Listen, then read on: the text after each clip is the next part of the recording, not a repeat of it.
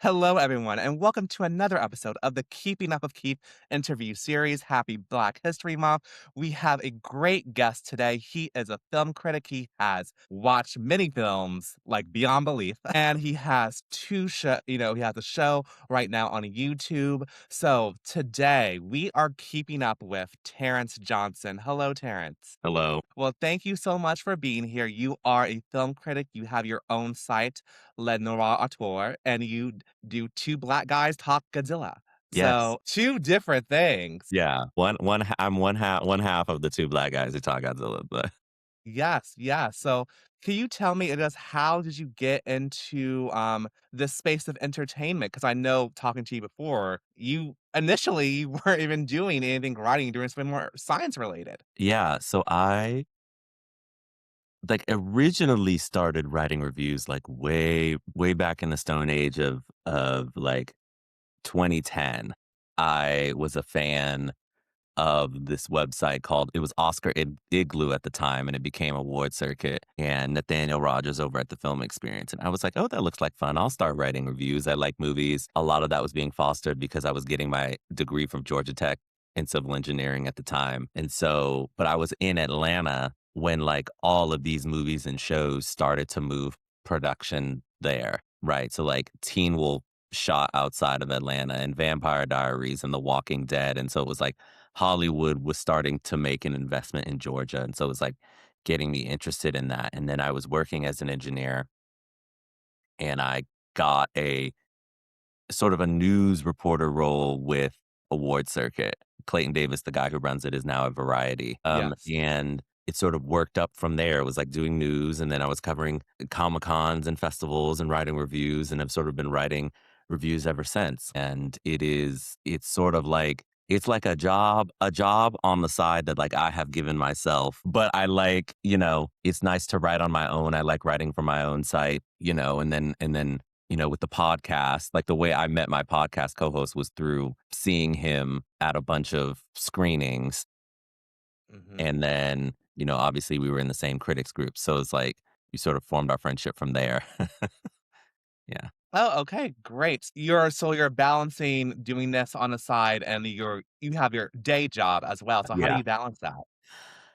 That's a great thing that I think is really interesting. Obviously, I work in social media for my day job, so it's like and social and for entertainment. So it's like I'm constantly aware of what is happening in entertainment. So in some respects, that like helps inform because I'm always up to date on what movies are coming out and when. But yeah, it's definitely a balance. It's definitely having to make the time to go to the screenings. Most of the screenings are at night, which is great. But like, there's a lot of screenings that come on during the day, and I'm like, that's not going to happen. Right.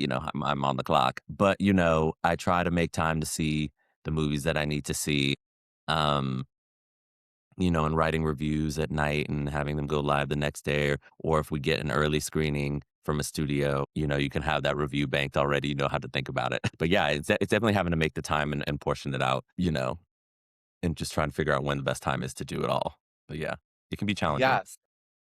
Yeah, and speaking of that challenge, I think people may have a misconception that being a film critic is easy. And Yeah. you actually do have to watch the movie, Yes, which you do. probably could take up 2 hours of your day, and Uh-huh. then you're taking notes, and then you're forming your opinion about the movie. So, like, what's that process like for you? Can you explain that to me? Yeah, for me, it sort of depends on the mood that I'm in. It depends on the movie. If I am going to like a festival, like I covered the Toronto International Film Festival this past year, I will sometimes bring pen and paper with me to write notes because I was seeing like I saw maybe like 24 movies in like 6 days, right? That's a lot of movies to watch to remember all the things. So sometimes I'll take pen and paper Wow. with me, or I like am immediately on my phone in my notes app, jotting down, things that registered. I think for me, when I review movies, I tend to write from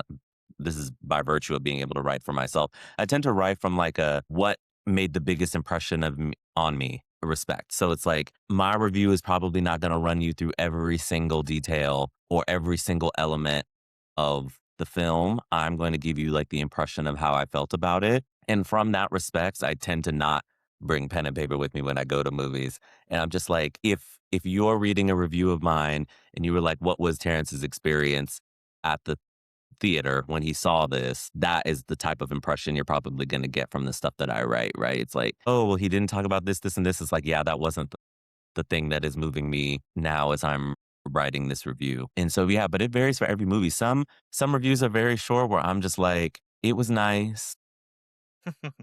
This actor did a good job." And other reviews, whether good or bad, are like 1,000 words where you're like, "Oh, I really want to talk about this or go into this or what this made me feel." It's the same thing with reviewing television. I haven't really done that. I reviewed Heated Rivalry, and that was the first time that I'd done weekly Mhm, yes. television reviews in a minute. And that was, you want to talk about the time spent and the just the effect on your life, is like being there right when the episode drops to review it, and writing immediately after and being like, "Okay, whoo, that's done." And I was like, "Oh, this is why I don't cover TV weekly, because trying to do that every week would be killer." But yeah, yeah, sometimes it's pen and paper. And when I was younger, I did a lot of pen and paper because I was like, "Oh, I need to remember everything." But my Mhm. handwriting, I get very loopy with my handwriting, and like I don't pick up the pencil. And that's not great when you're trying to write in the dark, because then you look back at what you wrote and it's like just gibberish. So Mhm. yeah. Yes, and do you have, I guess, an estimation of how many movie reviews you've written throughout your career? Oh, that's a great question. I don't know. I truly don't know. A lot. A lot is what I will say. Yeah, it's a lot. It's been probably at least like 50 a year for like the last, X amount of years. And then that sort of goes up and down depending on festivals, depending on television, depending on lots of things. Yeah, Mhm. Yes, and you are a Tomato Meter approved critic. I am. So, I mean, how do you become that? So that is one of the great questions. Like, I know as we were chatting before, you were talking about access and different things.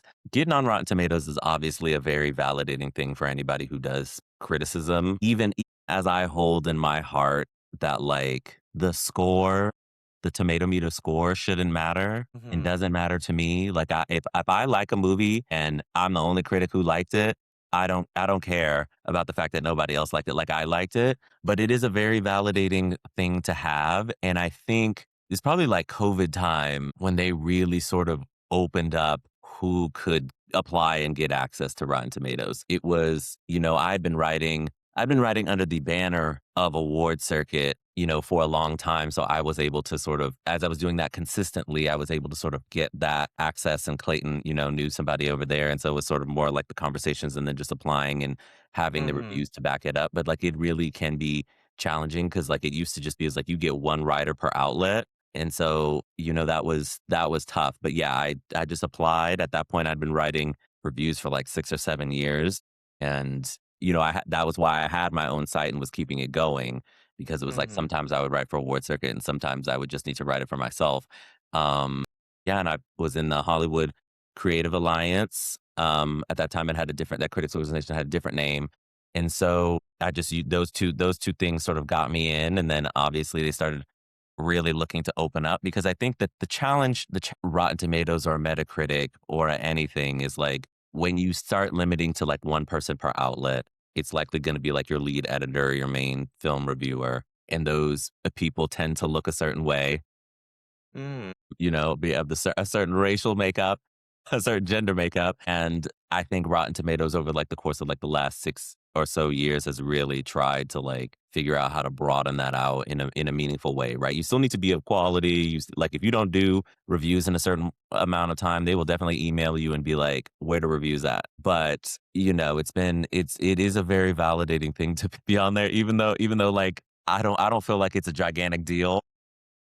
Like, Yes. when people find out, they feel like it's a gigantic deal, and I'm just like, I press send on the review and it's up there. Yeah. No, gotta know, that's great. And I wanted to ask, do you have any aspirations, I guess, joining the academy? I mean, since you have this history of critiquing films, and I know because I have one friend who is also a member of the academy. She came through, I guess, the journalism route Mhm. as well to become a vote. And since do you want to apply to become a voting member since you do have that experience? That's a great question. It's funny because I'm like, "Oh, it's February," and I literally have not posted my if I had an Oscar ballot my sort of fake Oscar ballot. Like these are what I think is the best of the past year. That'll probably come this week. But I think it would be interesting to be a member of the Academy to vote. I think the challenge would be it's like I'd just be like one drop in the ocean. But yeah, no, it'd be a big responsibility. Like I think and a great honor. I think being a member of the Academy, that's a big honor. So yeah, maybe we'll explore that one day. That would be cool. Yes. No, Yeah. absolutely. It would. And so I want to go back to access to opportunity. Mhm. Could you tell me about some challenges you face as a Black film critic in this space? Yeah, it's challenging for everybody. So I'll start there, right? Mhm. And then obviously being black has there's like some unique twist to that. When I first started writing for Award Circuit, I was living in Houston at the time. And Clayton, who was the editor in chief of Award Circuit, was like, great. All of the studios who are running screenings in Houston use like two or three companies, right? Because it doesn't make sense to have individual publicists per studio, per project, per thing in these cities that are not like New York and LA, because it's just like, okay, we need the people in Houston to see the movie we're going to put on a screening. We're going to run it by like a couple of people. And so when I was living in Houston, I had more access to movies than I did when I moved to LA, because it's like every film person here and every film critic is trying to see the movie, and it's all the individual studios PR. So like that presented like moving from Houston to LA like knocked me down a peg in terms of access. And then in terms of, being black, in that it's like you have to like constantly prove your worth to the studios and to the PR companies that you are somebody that needs to be in these screenings, right? Because they'll have lists and they're like, these are the primary people that we need to get in. And then these are the secondary, and these are the if we can, right? So Wuthering Heights is a great example, right? Wuthering Heights has screened in LA now twice. I was not invited to either screening. It's probably screened more times than that.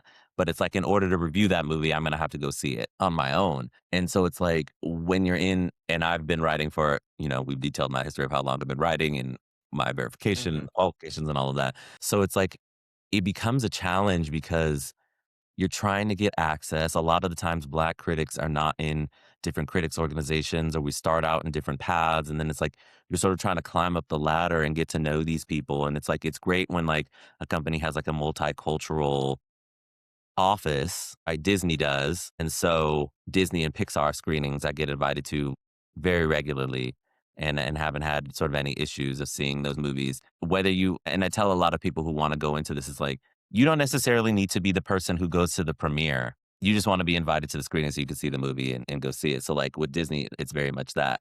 But yeah, it's been challenging over the years where it's like you're like, hey, notice me. Hey, I write reviews, and they're like, we need to get in the LA Times. And in Mhm, that mhm. respect, you're probably not going to make it. But even now, where it's leaning more towards influencer, content creator, that's sort of changing the game too. But yeah, it's definitely been challenging on like an access standpoint. And it's like, if you want to be a film critic, like you need to see the movie in order to review it.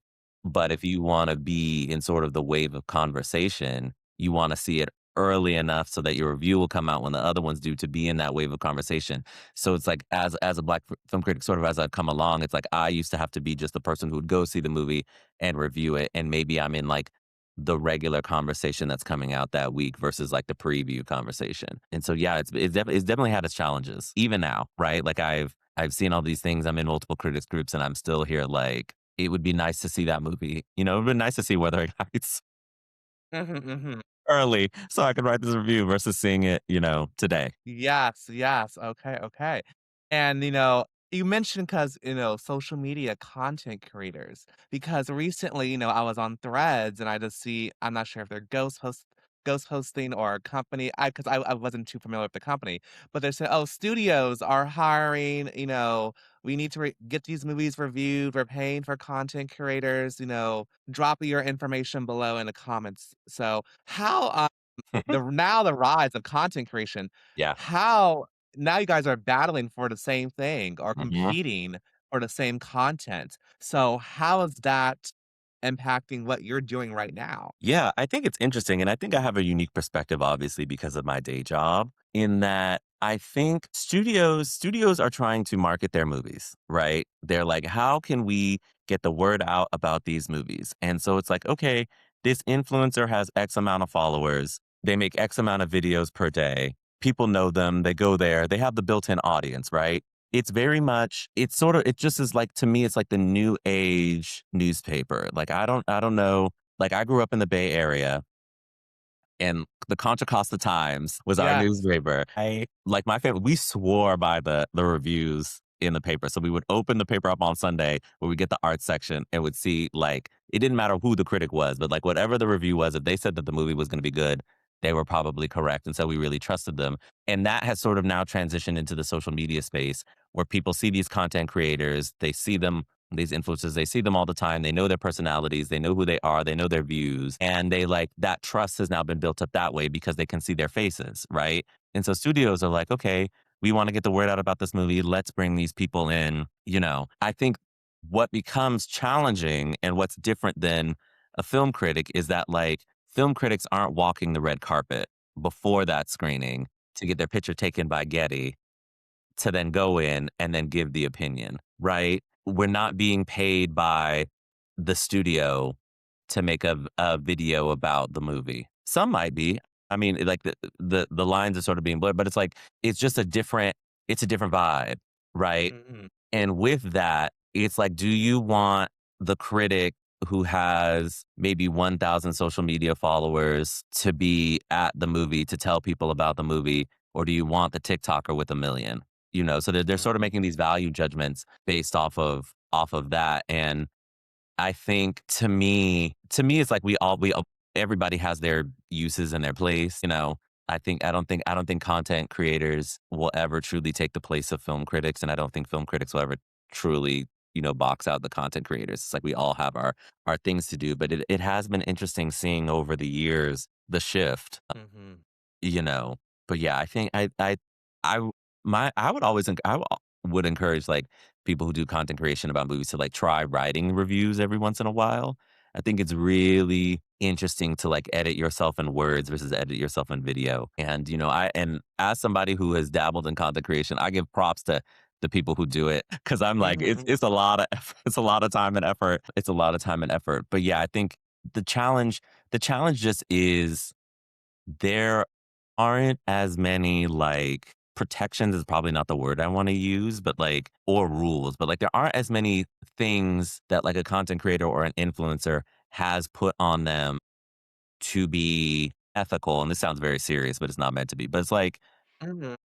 in a way that you are if you're a film critic, right? Like, every so often that, "Oh, film critics are being paid by studios," thing, and I'm like, I I wish I wish these studios would be like, "Here's, X amount of dollars, write us a positive review." That has never happened in the history of my life, and it Mhm. doesn't happen, but it's like a thing that is sort of floated out there because of things like Rotten Tomatoes, and people see the tomato meter score versus the audience score. They're like, "Oh, film critics are Yeah. being paid to be good or bad."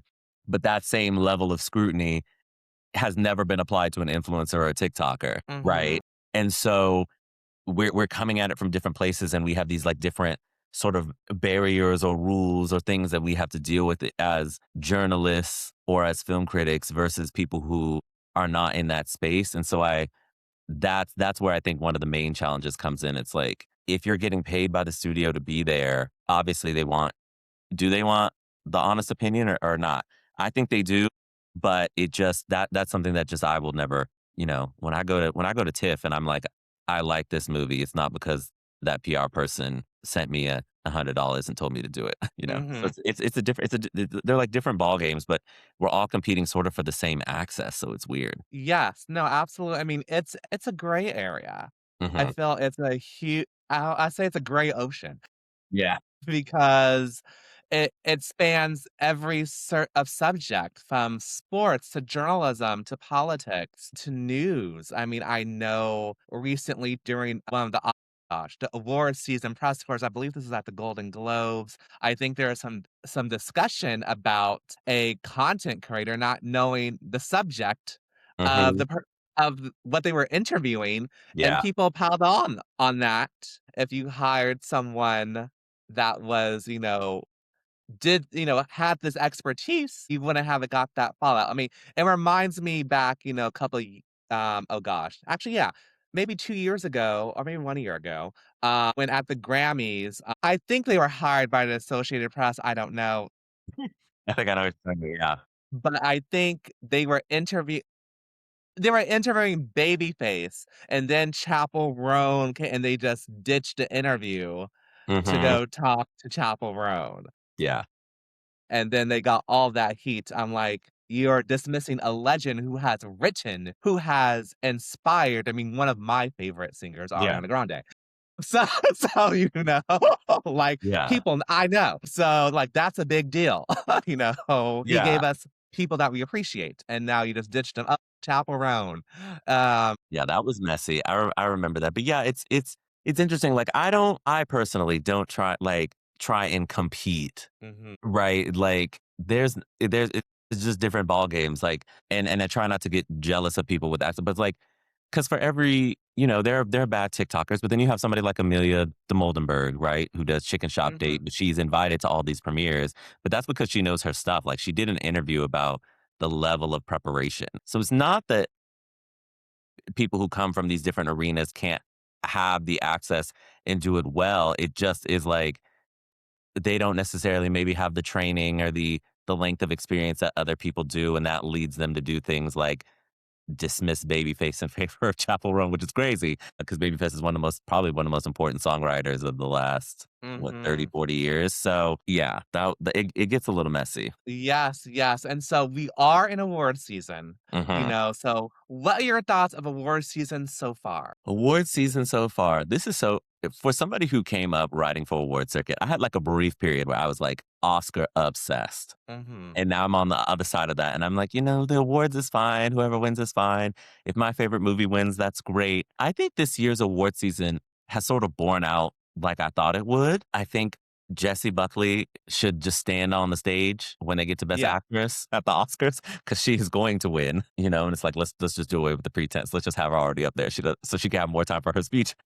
I think I like awards. I like chaotic award seasons. I l- okay, and the reason why I say that I like when these different award shows and the guilds realize that they are different award shows and guilds and not Oscar predictors, and I think, I mean, in this year, the Academy, there's like, which we can get into in a second, has like a couple of people nominated there that were nominated other places, which I think is great because like each mhm, of these bodies in my mind is supposed to be distinct, right? Like the Globes should do Globesian things and the Screen mhm, Actors Guild should do Screen Actors things, right?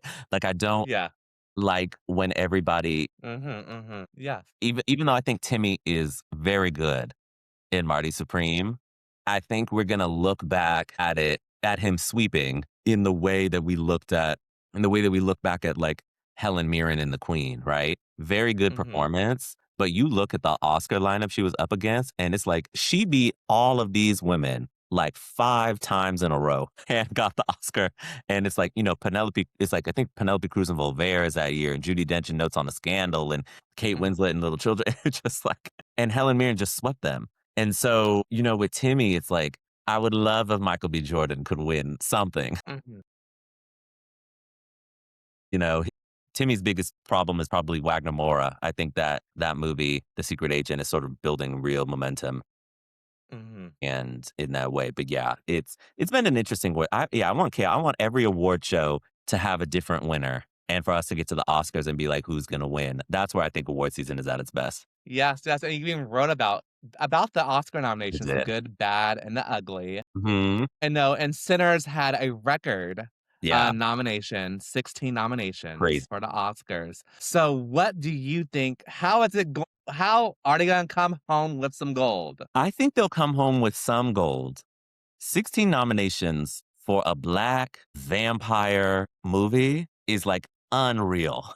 I just have to say Mhm, that for again, it's unreal. It's incredible. Like that, people are going to feel a type of way when it doesn't win Best Picture because it will not be winning Best Picture. But like that in itself is an incredible accomplishment and reward, right? It will forever, until something else comes along, it will forever be known as the movie with the most Oscar nominations. And that is just incredible to think, when you had certain trades around the town, Kaw Variety, talking about the budget and how much it made its opening weekend, right? That is the type of atmosphere it was released in. I think it has a good chance to win like some of the tech categories. And maybe probably more tech categories than we think by virtue of the fact that it is so popular and it's got the genre elements, right? So it's like I could see Frankenstein, I think, is going to take makeup and hairstyling, but like I could see Sinners, all the blood effects, all the vampire effects, the teeth, the claw, right? Like Mhm. costumes, they love Ruth Carter, right? So I could see something like that. Score it probably has in the bag. They love Ludwig. I think he's won like two or three at this point, and then in other categories, it's gonna be very competitive. It's just a matter of if it, is 1 or 2, right? So thinking about, like, original song, it's like, hey, is the song good or is the musical sequence the song is set to good versus K-pop Demon Hunters, which I would ask the same question, right? Or Mhm. cinematography, it's certainly it and Ryan Coogler will probably win original screenplay, and I Mhm. think that would be a great reward, even though I think that's probably the weakest part of the movie to me. But it'll be great, he'll have an Oscar, he'll be Oscar winner Ryan Coogler. But I think it's got a lot of nominations, it'll take home some gold. People will feel disappointed because it doesn't win Mhm. 15 on the night, Mhm. Mhm. Mhm.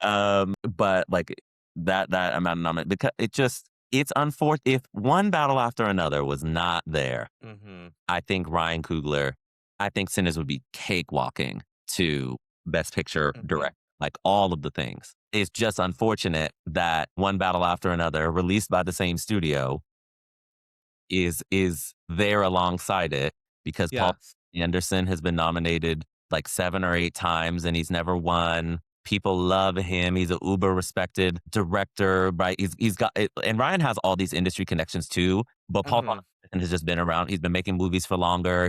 It's an overdue direct right? You see how the narratives start to Yes. build in one battle after another's favor. It's like political without, pissing off the overwhelmingly white male majority of the academy. Like it has all of these things that are building toward, for it. It's an adapted screenplay. So it's like it's gonna take home a lot of things. Mhm. Even if Do you think yeah, I think Oh, no, oh, I'm sorry, continue, sorry. I think Sinners is a little better.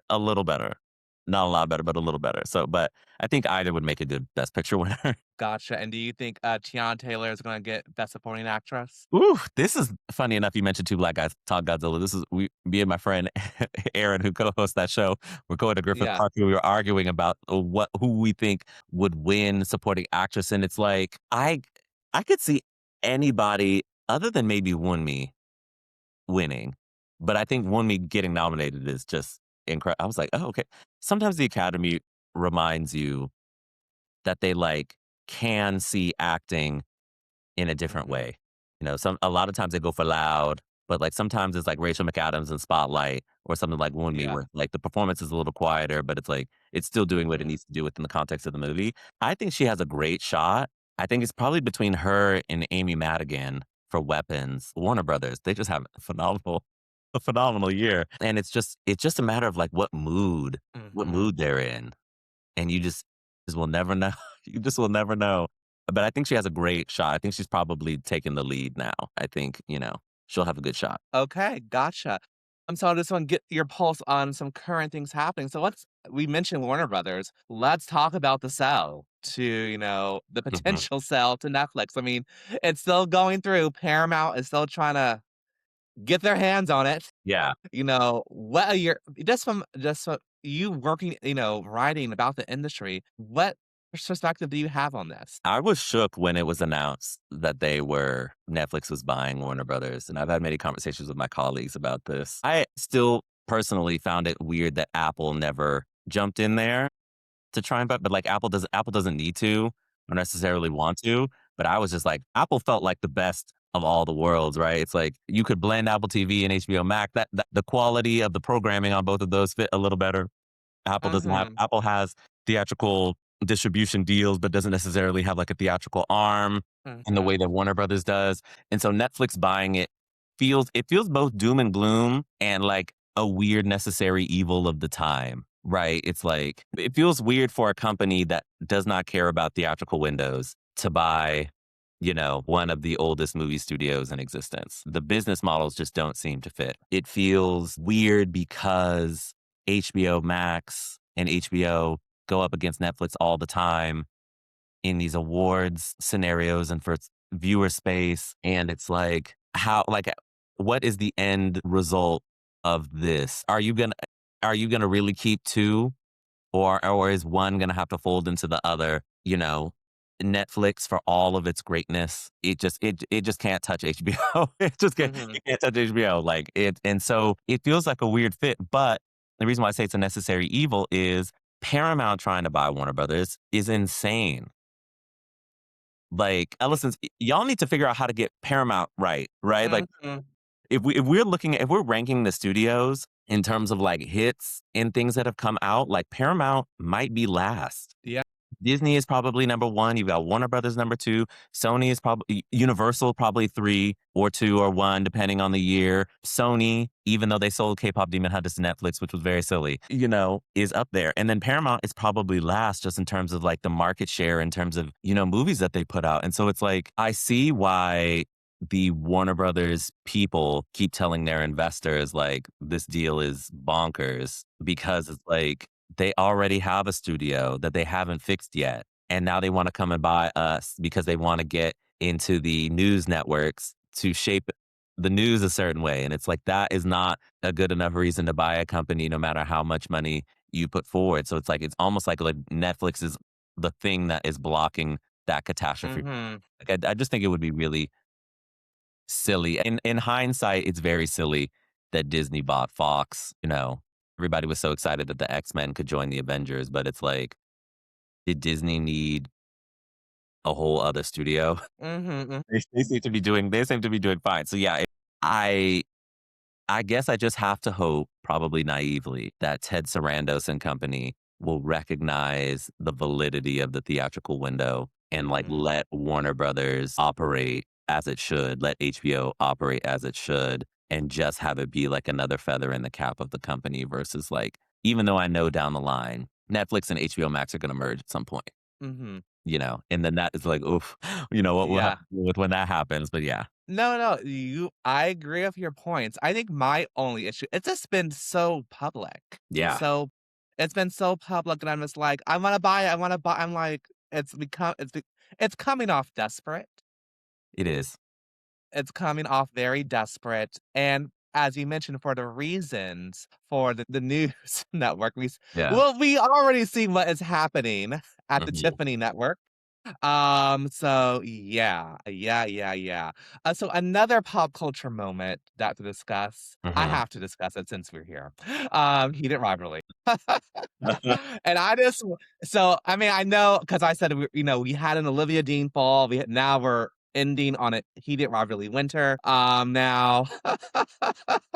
And I wanted to ask you because I mean, we already know the show, but I just want to talk about, have you seen 2 actors, Hudson Williams and Connor Story, blow up in an insane amount of time just knowing the opportunities and access they have gotten to fashion weeks, and now Connor hosting SNL in about a week or 2, you covering entertainment, Mhm. how rare is that just to It happen so fast? They got moments that many working actors, even established actors, take years to get. Yeah, Olympic flame, so they're part of history. Now yeah, that's true. Yeah, I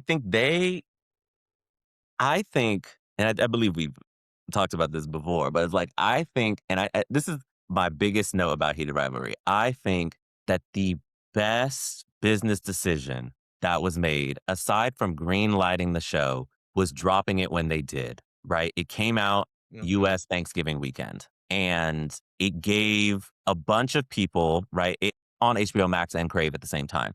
So it gave a bunch more people, maybe too many, if you ask me, but a bunch more people a chance to watch it because there was nothing else to do, right? And then it started rolling out during the holidays, and it's like, okay, well, everybody is at home, work is starting to wind down, school is starting to wind down, and it was able to build this momentum fairly organically, but like supernova because of the timing of when the show is out, right? And so I don't think they anticipated all of this, but it's very fascinating to see what has happened with Hudson and Connor.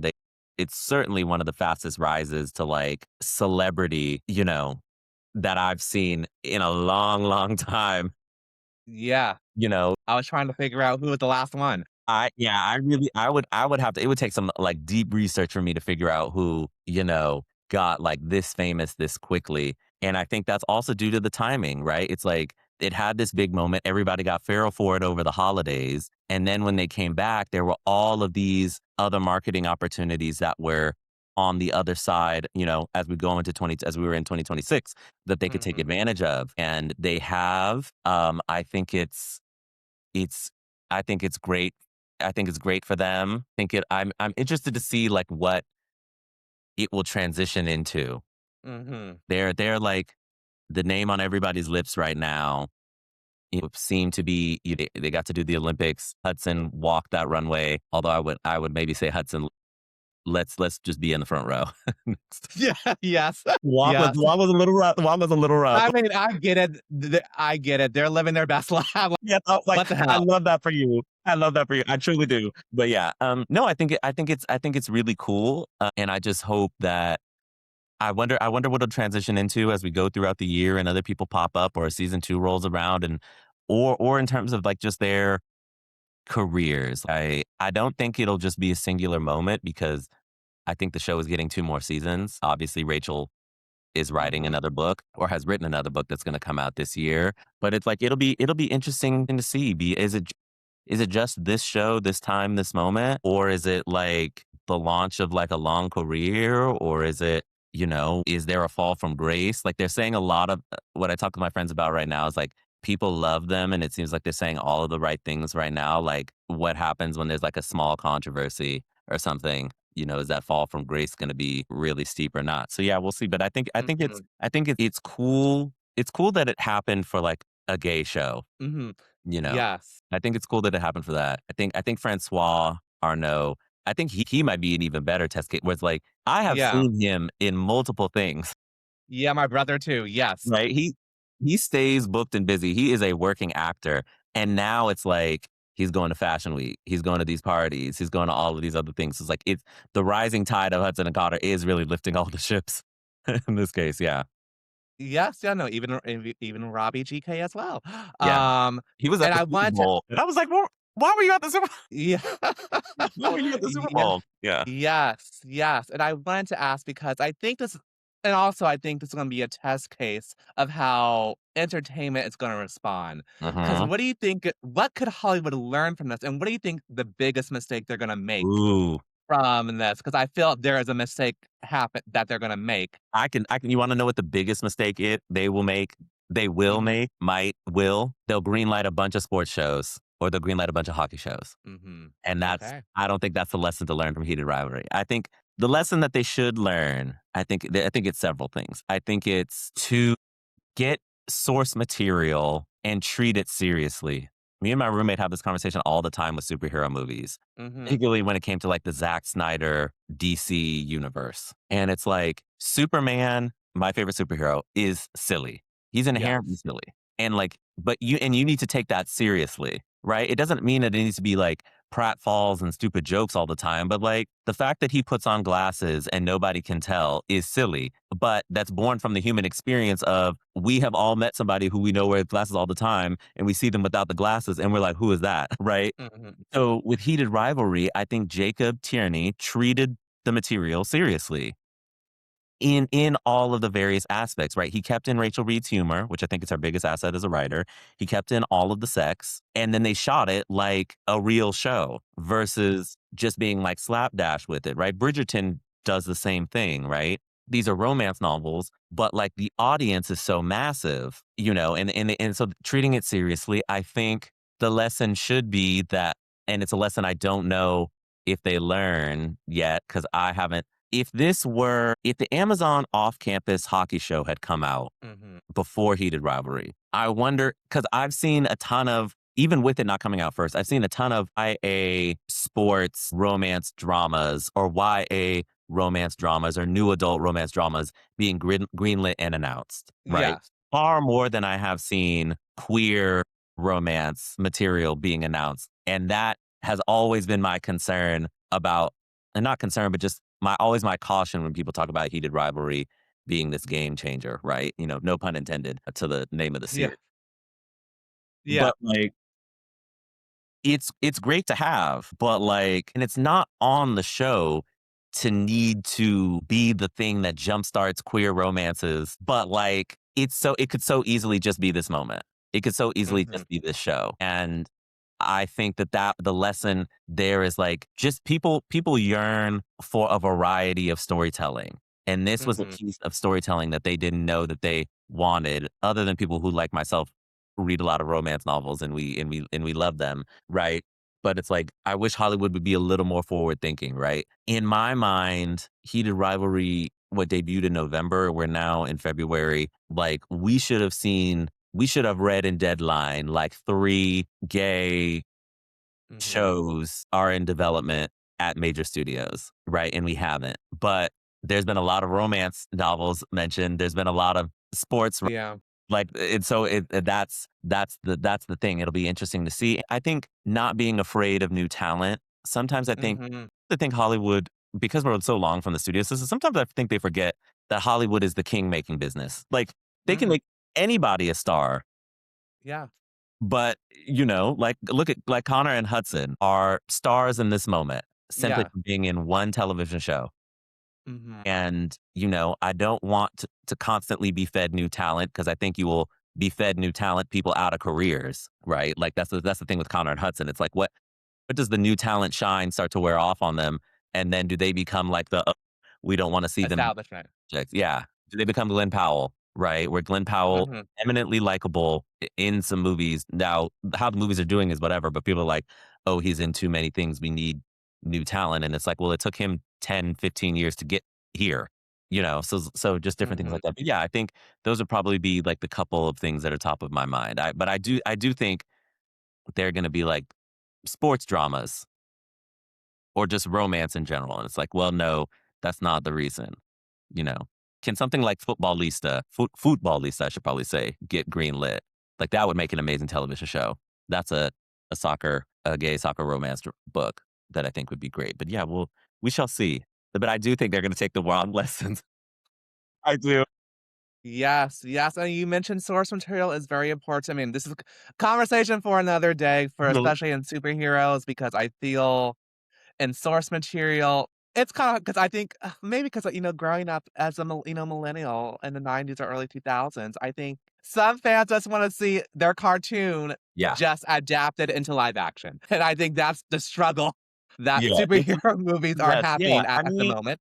and Jacob, that's why I give Jacob a lot of credit, even as he made some decisions I vehemently disagree with, which if you go to my site or you go to Rotten Tomatoes and look at the reviews, I Mhm, there were some decisions, there were some adaptation choices that I was like, this is silly. But I think to his credit, he made some decisions that I think actually benefit the show more. And those are changing from the source material, right? And so it's like it is an adaptation, it has to change, particularly with superheroes. Like, things need to be fresh and updated, and we can do many things. I just meant, like, definitely treating like the inherent structures of the characters and things very seriously, I think is the key. So yeah, like, who knows? Like, with this Green Lantern TV show coming up, I'm mhm. interested to see. They're making it sound like True Detective, and I'm like, how does that vibe with green rings that can do whatever you can think? But we'll Yeah. we'll see. Yeah. Yes, no, absolutely, and oh gosh, I know we're going over time. We are That's way okay. over time, but I do wanna ask you about 2 black guys and Godzilla real quick, how did that happen? Yeah. Tell me, what is it about? So the lore drop of Two Black Guys Talk Godzilla is it was during COVID, and I sent an email to Aaron, my co-host and friend. I said, "Hey, we're all in the house. Maybe it would be funny." I was like, "I know you like Godzilla. Maybe it would be funny to watch all of the movies and do like a 4-part series." Right? We didn't do that. It's been a couple years. It kept coming back up in our conversations. And then last year, we were like, you know what? Like, and then I saw Godzilla minus one on his recommendation. It's amazing. If you haven't seen Godzilla minus one, it's on Netflix. It's amazing. And I was like overwhelmed with emotion. I was like, this is incredible. This is amazing. We brought it back up and we're like, okay, let's do it. So, but rather than a 4-part series, we're like, let's do a bi-weekly show where we watch all of the movies from the beginning because I'd seen the Warner Brothers legendary movies. I'd seen Godzilla minus one. I saw the one in 98 Roland Emmerich and the original, but I hadn't seen the original in a long time. So there's like 25 30 movies in this and TV shows in this that I haven't seen. So it's like really fun ground. I get to come in as like the newbie to the fandom and he's like the fandom expert and we watch the movies and then we record immediately after. It's been really fun. Sometimes we get to see them in movie theaters when they screen in theaters. We try and make it a point to see them because they don't, screen as often as you would think. And so, yeah, it comes out every 2 weeks. We sometimes take detours. So we've watched more movies than our Godzilla movies because, like, he'll point out, like, recently we watched Gunhead and Orochi the Eight-Headed Dragon, right? Nothing to do with Godzilla. But we were like, let's look at what the movie studio was doing with special effects at the same time they were making these Godzilla movies. So in the Heisei era, they were, I mean, they've done a lot of monster movies and a lot of other things, but they were like, okay, like they just did Biolante with freaking tree limbs, arms, and a giant flower and all of that. What else were they doing? And so, we take some time to do some detours like that. We're doing a Mothra detour right now. We're watching a Mothra trilogy in particular because it's like this is a character that was born out of the Godzilla franchise and now has gotten its own lore. So yeah, it's been a fun experience. He's a super fan. I'm becoming a fan. I now own multiple Godzilla t-shirts and a jacket, and I've got Godzilla toys and movies now. So I say that he like inception me into this. This was his ultimate goal was to turn me into a super fan. Oh, wow, okay, that is great. Awesome. And so just to wrap this up, so what are you keeping up on, Terrence? Oh, that's a great question. I am keeping up on um Brilliant Minds on NBC. I enjoy that show. I'm keeping up on. I'm trying to. There's this anime, this BL anime called I think it's Isekai Office Worker. Yes, I have that favorite, and is it still I haven't watched it yet, but I do wanna watch it. I I'm gagged at the stuff that they're doing on the show, but Okay, I haven't seen the episode yet, so okay. I'm definitely keeping up with that. I'm keeping up. Keeping on that. And those would probably be like the main ones. Like I'm trying to slowly but surely get back into my television watching. But Brilliant Minds, fun medical procedural, and then this Isekai Office Worker, a ridiculous anime. So yeah. Okay, awesome. And anything else you wanna add before we wrap this up? No, other than just check out the podcast, Two Black Guys Talk Godzilla. We are on YouTube. Subscribe, watch us on video, but we're also like every other place you can listen to podcasts too. So yeah. Awesome. And where can my audience find you at as well? You can find all of my reviews and the such on my website, lenoirauteur.net, LENOIRAUTEUR.net. And I'm on Twitter and TikTok at Terrence B. Johnson. That's Terrence with 1 R, no A. I have to specify that. Okay, no, that is great. Awesome. Terrence, well, thank you so much. This was a great conversation. That's I feel like we having me. covered yes, absolutely covered so much. Mhm. So I can't wait to edit it and put it together. So again, thank you so much, Terrence. And remember, guys, you can follow me at on Twitter, on Instagram, on LinkedIn, just keeping up with Keith, TikTok again, keeping up with Keith. And yeah, so tune in next time for another episode of Keith. So again, Terrence, thank you so much and have a great Thanks. day. Yeah, you too.